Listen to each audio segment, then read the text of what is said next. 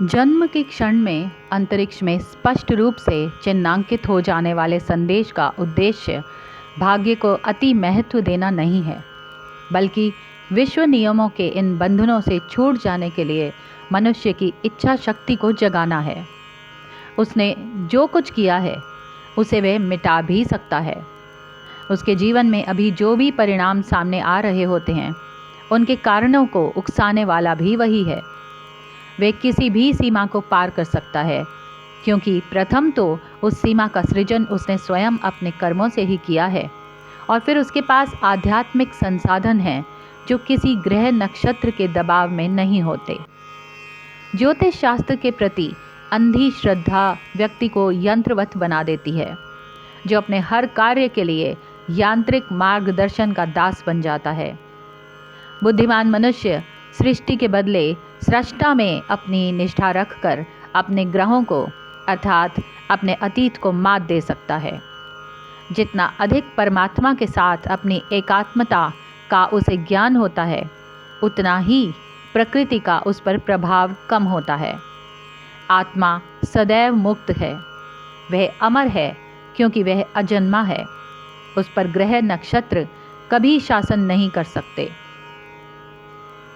मनुष्य आत्मा है और उसे शरीर मिला हुआ है, और जब वह स्वयं को इस रूप में जान जाता है, तब ग्रह नक्षत्रों के समस्त विवशताकारी योग कुयोगों को पीछे छोड़ देता है। जब तक वह अपनी आत्मिक विस्मृति की साधारण अवस्था में किम कर्तव्य विमूढ़ बना रहता है, तब तक वह प्रकृति के विधि नियमों की सूक्ष्म जंजीरों में जकड़ा रहता है। ईश्वर स्वयं सामंजस्य हैं। उसके साथ जो भक्त अपना सुर मिला लेता है, वह कदापि कोई गलत काम नहीं कर सकता। उसके सारे कार्यकलाप अपने आप ही ज्योतिषीय नियम के अनुसार सही समय पर होंगे।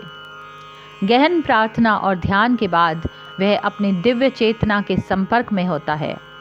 उस आंतरिक सुरक्षा से बढ़कर और कोई शक्ति नहीं है। पूज्य गुरुदेव, तब आप मुझे कड़ा पहनने के लिए क्यों कह रहे हैं? दीर्घ मौन के बाद मैंने ये प्रश्न पूछने का साहस किया। मैं श्री युक्तेश्वर जी के ज्ञान गर्भित स्पष्टीकरण को आत्मसात करने का प्रयास कर रहा था, जिसमें निहित विचार मेरे लिए एकदम नए थे।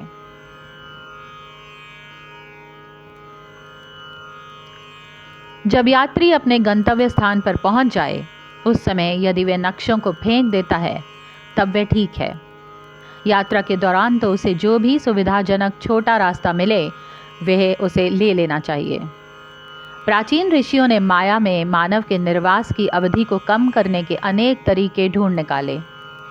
कर्म नियम में कुछ ऐसे भौतिक घटक हैं जिन्हें ज्ञान की उंगलियों से कुशलतापूर्वक इधर उधर करके अपने अनुकूल बनाया जा सकता है। मनुष्य के सारे दुख कष्ट किसी न किसी प्रकार से प्रकृति के नियमों का उल्लंघन करने के कारण ही पैदा होते हैं। शास्त्र कहते हैं कि मनुष्य को प्रकृति के नियमों का पालन करना चाहिए, पर साथ ही ईश्वर की सर्वशक्तिमता में भी उसे अविश्वास या संदेह नहीं होना चाहिए।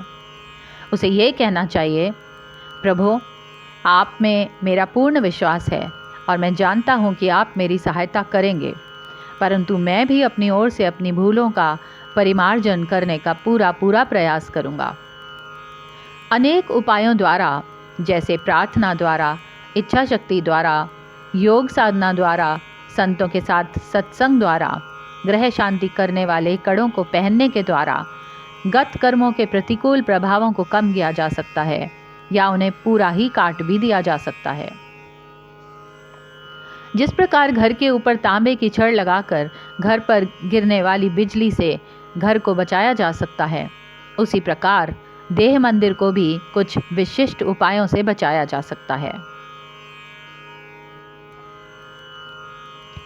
ये बात मेरी समझ में आ गई कि जन्म बेला के समय की ग्रहों की स्थिति का अर्थ ये नहीं होता कि मानव अपने अतीत के हाथों केवल एक कठपुतली बन जाए, बल्कि उसका संदेश तो मानव के स्वाभिमान को जगाने के लिए एक शूल है।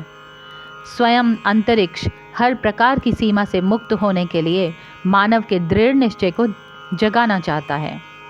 ईश्वर ने प्रत्येक मनुष्य को आत्मा के रूप में बनाया है, उसे स्वतंत्र व्यक्तित्व दिया है, इसलिए वह विश्व रचना का एक अनिवार्य अंश है। फिर अपनी अल्पकालिक भूमिका में, चाहे वे आधार स्तंभ हो, चाहे एक परजीवी, यदि मनुष्य चाहे तो उसकी मुक्ति तत्काल और अंतिम होगी। यह बाह्य विजयों पर नहीं बल्कि आंतरिक विजयों पर निर्भर करता है।